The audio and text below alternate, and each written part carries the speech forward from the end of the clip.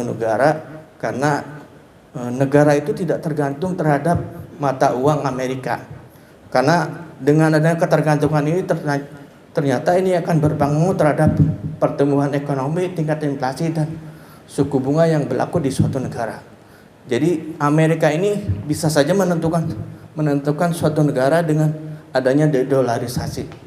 Kemudian keuntungan yang lain yaitu kita bisa transaksi langsung dengan satu negara tanpa adanya harus membeli atau menyediakan dolar yang secara banknote yang ada di dalam satu negara, termasuk penjualan dan pembeliannya.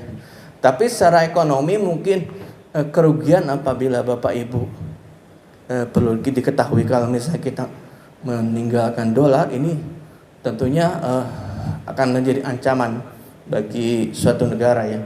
Karena saya yakin Amerika juga tidak akan tinggal diam apabila kita misalnya meninggalkan dolar secara langsung, tidak secara bertahap ya. Karena apa?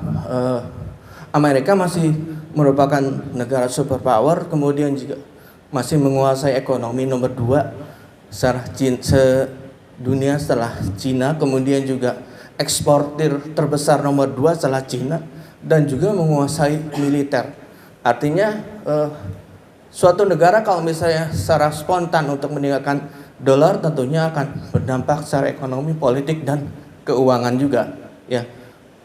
Dengan regulasi Amerika ini tentunya akan merugikan. Bahasanya kalau menurut saya yaitu bukan meninggalkan dolar secara langsung. Mungkin kita harus melakukan diversifikasi ya. Diversifikasi dolar ya. Jadi narasinya harus dirubah. Kalau kita meninggalkan dolar langsung juga itu yang selama ini sudah berjalan dengan baik juga ditinggalkan dan diganti misalnya dengan yuan juga tidak mudah juga ya.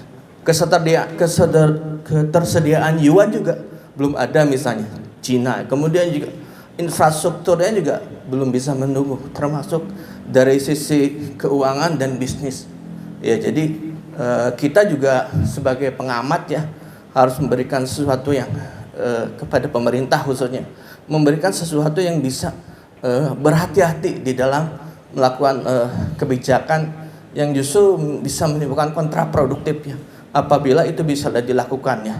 Hanya saja mungkin kondisi sekarang memang sudah agak berubah ya, peta global sudah berubah ya, ekonomi dunia sekarang udah mulai berputar ke arah Rusia dan Cina, dan dominasi Amerika dan negara-negara barat juga sudah mulai berkurang akibat adanya dedolarisasi.